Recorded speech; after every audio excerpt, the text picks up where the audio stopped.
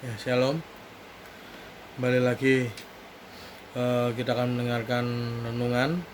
Saya berharap bisa menjadi berkat, bisa menjadi kekuatan buat semua anak-anak Bapa yang dikasih Tuhan yang mendengarkan renungan hari ini.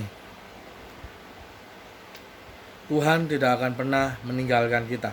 Di dalam Ibrani pasal 13 ayat 5 sampai yang ke-6 saya bacakan. Ibrani 13 ayat yang ke-5 sampai yang ke-6. Begini bunyi firman Tuhan.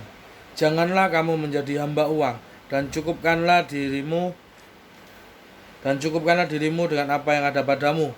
Karena Bapa telah berfirman, Aku sekali-kali tidak akan membiarkan engkau, dan aku sekali-kali tidak akan meninggalkan engkau. Sebab itu dengan yakin kita dapat berkata, Tuhan adalah penolongku, aku tidak akan takut apakah yang dapat dilakukan manusia terhadap aku. Mungkin di tengah-tengah pandemi COVID-19 yang terjadi saat ini, banyak anak-anak Tuhan yang berpikir bahwa di mana Tuhan? Kenapa Tuhan tidak mendengar doaku? Kapan ini akan segera berlalu? Kapan ini akan segera selesai? Anak-anak Bapak yang sangat dikasihi Tuhan, saya mau katakan, jadi di dalam Ibrani 13 ayat yang kelima, di dalam bahasa Yunani memakai kata aume. Aume itu adalah istilah negatif ganda yang artinya adalah tidak pernah. Itu adalah istilah negatif ganda aume yang artinya adalah tidak pernah. Kalau dalam Alkitab versi Amplified Ibrani 13 ayat yang kelima bunyinya demikian. Dengan cara apapun aku, Bapa, tidak akan mengecewakanmu, juga tidak melepaskanmu, juga tidak meninggalkanmu tanpa dukungan. Aku tidak akan. Dengan cara apapun meninggalkanmu dalam keadaan tidak berdaya, dan juga tidak akan menggantikan, juga tidak membiarkanmu kecewa, mengendurkan peganganku kepadamu. Tentu saja tidak. Jadi di situ ada kata aku tidak akan sampai diulang 3 kali. Dan kita tahu kalau ada pengulangan itu artinya adalah penting. Di renungan ini saya mau ingatkan buat kita semuanya yang mendengar rekaman ini, saya mau ingatkan anak-anak Bapak yang sangat dikasihi Tuhan bahwa Bapak sangat mengasihi kita, Dia tidak akan pernah meninggalkan kita. Seperti tadi sampai dikatakan 3 kali, aku tidak akan. Bapak tidak akan pernah meninggalkan kita. Ketahuilah walaupun saat ini pandemi terjadi, walaupun saat ini ada virus yang melanda di Indonesia, tapi ketahuilah bahwa Bapa ada di dalam diri kita. Yesus ada di dalam diri kita. Dia tidak pernah meninggalkan kita.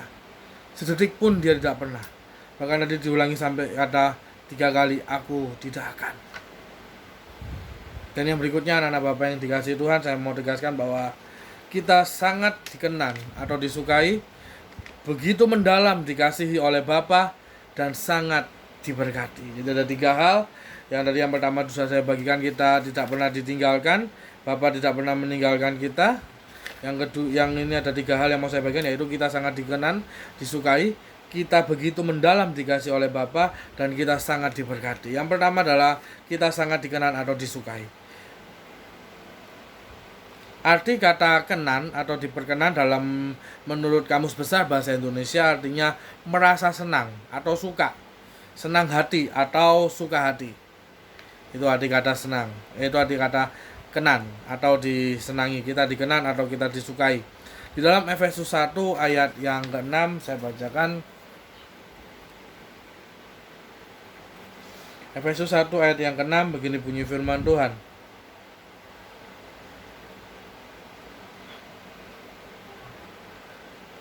Supaya terpujilah kasih karunia-Nya yang mulia, yang dikaruniakannya kepada kita di dalam Dia yang dikasihinya. Di situ ada kata, saya ulangi, supaya terpujilah kasih karunia-Nya yang mulia, yang dikaruniakannya kepada kita di dalam Dia yang dikasihinya. Ada kata yang dikaruniakannya kepada kita, yang dikaruniakan kepada. Di situ arti kata yang dikaruniakannya kepada memakai bahasa Ibrani, yaitu memakai kata karitos. Karitos yang artinya sangat disukai atau sangat dikenang. Karitos sama dengan karis yang artinya adalah grace atau kasih karunia itu sendiri. Kalau di dalam versi King James bunyinya demikian. To the praise of the glory of his grace, wherein he has made us accept in the beloved of his grace. To the praise to the praise of the glory of his grace. Ada kata grace di situ, yaitu kasih karunia. Bapa sendiri adalah kasih karunia, Yesus sendiri adalah kasih karunia dan kebenaran dalam setiap kehidupan kita. Yang kedua yaitu kita sangat dikasihi secara mendalam.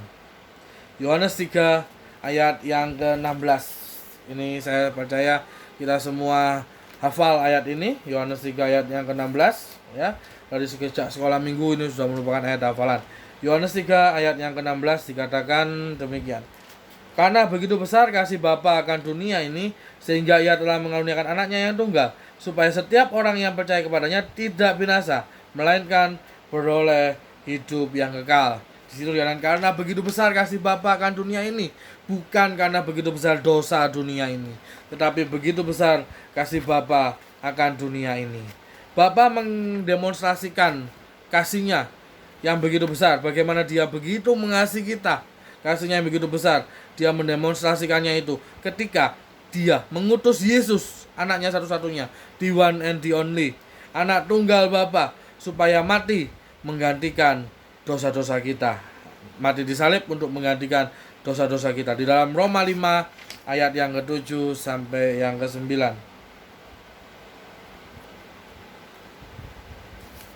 Roma 5, 7 sampai 9. Begini bunyi firman Tuhan. Sebab tidak mudah seorang mau mati untuk orang yang benar, tetapi mungkin untuk orang yang baik ada orang yang berani mati. Akan tetapi Bapa menunjukkan kasihnya kepada kita, oleh karena Kristus telah mati untuk kita ketika kita masih berdosa.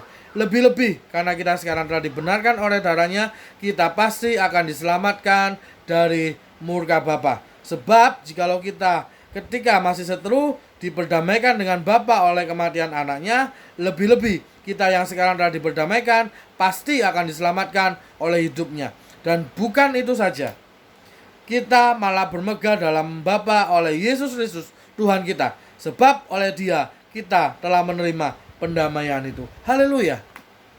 Jadi dia sudah mati, Yesus sudah mati ganti dosa kita. Dia sangat mengasihi kita. Dan juga di dalam 1 Yohanes 4 ayat yang ke-10 sampai yang ke-12. 1 Yohanes 4 ayat yang 10 sampai yang ke-12 dikatakan demikian. Inilah kasih itu. Bukan kita yang telah mengasihi Bapa, tetapi Bapa yang telah mengasihi kita dan yang telah mengutus anaknya sebagai pendamaian bagi dosa-dosa kita. Saudara-saudaraku yang kekasih, jikalau Bapa sedemikian mengasihi kita, maka haruslah kita saling mengasihi. Jadi sedemikian Bapa sudah mengasihi kita, maka kita harus saling mengasihi. Khususnya di saat pandemi COVID-19 ini, banyak orang yang mengalami kesusahan. Disinilah saatnya kita untuk berperan, yaitu dengan kita saling mengasihi. Kita harus saling mengasihi karena di dalam manusia tidak ada kasih. Yang ada hanyalah kasih Kristus yang ada dalam setiap kehidupan kita. Kita menerima kasih Kristus. Dialah yang adalah kasih itu. Tuhan adalah kasih. Dia adalah kasih karunia itu sendiri. Dan dia memberikan kasihnya, yaitu dia sendiri, pribadi itu sendiri, diberikannya bagi kita. Maka kita pasti bisa mengasihi. Karena kasih itu ada di dalam setiap kehidupan kita. Di dalam Yohanes 1 ayat yang ke-17.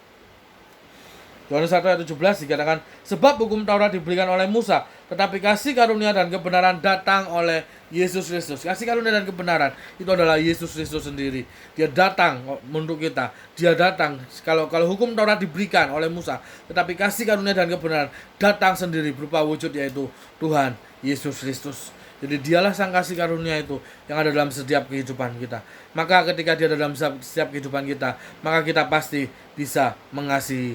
Karena di dalammu ada Yesus, di dalam orang lain juga ada Yesus. Maka ketika Yesus ada di dalam setiap kita, kita pasti bisa mengasihi. Dan itu adalah perintah Bapa supaya kita saling mengasihi. Di dalam Yohanes 13 ayat yang ke-34.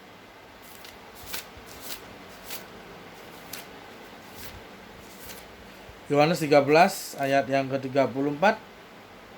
Aku memberikan perintah baru kepada kamu, yaitu supaya kamu saling mengasihi. Sama seperti aku telah mengasihi kamu, demikian pula kamu harus saling mengasihi. Dengan demikian semua orang akan tahu bahwa kamu adalah murid-muridku, yaitu jikalau kamu saling mengasihi. Jadi ketika kita saling mengasihi, dunia bisa melihat bahwa Yesus ada dalam setiap kehidupan kita. Dunia bisa melihat bahwa kita adalah murid Kristus. Kristen itu adalah pengikut Kristus, yang artinya adalah Kristus kecil. Jadi bahasa asli Kristen adalah Kristus kecil. Kita ini adalah Kristus kecil. Jadi Kristen itu bukan sebuah agama, tetapi Kristen pada waktu di zaman Alkitab itu ditulis karena zaman dulu Kristen itu adalah sebuah olokan. Jadi murid-murid Kristus diolok dengan Kristen, dan itu artinya adalah pengikut Kristus. Dan biarlah kita semua belajar, kita semua paham bahwa kita semua adalah pengikut Kristus. Kita adalah Kristus kecil, dan kita percaya bahwa ketika kita menjadi Kristus kecil, kita bisa menjadi display bagi banyak orang, display Kristus bagi banyak orang. Kita bisa mengasihi mereka sama seperti Bapa telah mengasihi kita. Dan yang terakhir adalah kita sangat diberkati. Ibrani 6 ayat 13 sampai yang ke-14. Ibrani 6 ayat yang ke-13 sampai yang ke-14. Sebab ketika Bapa memberikan janjinya kepada Abraham, ia bersumpah demi dirinya sendiri. Bahkan dia bersumpah demi dirinya sendiri. Karena apa? Karena tidak ada orang yang lebih tinggi daripadanya. Tidak ada yang lebih tinggi daripada Yesus. Segala kuasa diberikan kepada Yesus. Segala kuasanya diberikan kepada nama Yesus. Maka tidak ada yang lebih tinggi daripada nama Yesus. Ayat yang ke-14, apa janjinya itu? Katanya, sesungguhnya aku akan memberkati engkau berlimpah-limpah, dan aku akan membuat engkau sangat banyak. Ini adalah janji Bapa kepada Abraham. Ketika Bapa menyuruh Abraham keluar dari tanah Mesir, menyuruh keluar dari Ur Kasdim, dia berjanji Abraham akan dibuat sangat banyak. Abraham akan sangat diberkati berlimpah-limpah. Dan kita juga adalah keturunan Abraham, maka kita juga berhak menerima janji itu. Di dalam Galatia 3 ayat yang ke-29. Galatia 3 ayat yang ke-29. Dan jikalau kamu adalah milik Kristus, maka kamu juga adalah keturunan Abraham dan berhak menerima janji Bapa. Janji yang mana? Janji yang tadi. Ketika Bapa berjanji, Abraham akan diberkati berlimpah-limpah dan Abraham akan sebuah sangat banyak. Maka kita percaya kita akan diberkati berlimpah-limpah. Sama seperti doa Yabes. Dia diberkati sama Tuhan. Hidupnya berubah. Menjadi anak duka cita, menjadi anak sukacita. Anak yang sengsara, menjadi anak yang diberkati luar biasa. Dan kita percaya, biarlah kita diberkati berlimpah-limpah. Kiranya Engkau memberkati aku berlimpah-limpah. Doa Yabes sangat terkenal, lagu doa Yabes, dan kita percaya biarlah sesuai dengan firman Tuhan di dalam Galatia 3:29, kita adalah keturunan Abraham. Kita adalah milik Kristus. Dan kita berhak menikmati janji Bapa, yaitu kita diberkati berlimpah-limpah. Sangat enak berkat itu. Kenapa berkat itu enak? Karena berkat itu ada K di tengahnya. Coba kalau K-nya saya ambil, maka jadinya adalah berat. K itu adalah Kristus. Ketika ada Kristus dalam setiap kehidupan kita, maka hidup kita nggak akan jadi berat.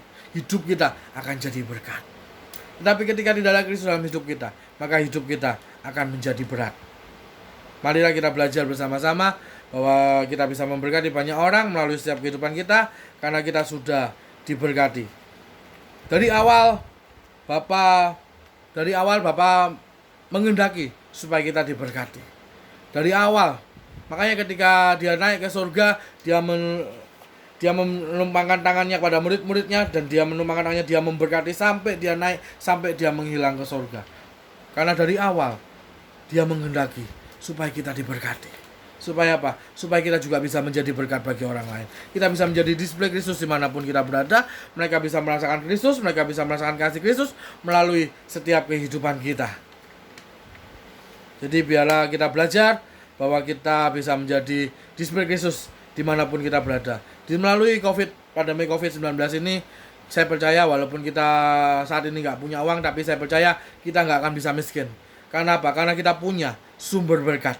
Kita punya Bapa yang kaya, yang ada dalam setiap kehidupan kita. Dia pasti memberkati kita. Bahkan bukan hanya sekedar memberkati, Dia memberkati kita berlimpah-limpah sesuai dengan janjinya kepada Abraham di dalam Di dalam Ibrani 6 ayat 13 sampai yang ke-14 tadi. Dia memberkati Abraham sangat berlimpah-limpah. Dan kita percaya kita juga ada keturunan Abraham, karena kita adalah milik Kristus, maka kita berhak menikmati janji itu. Haleluya.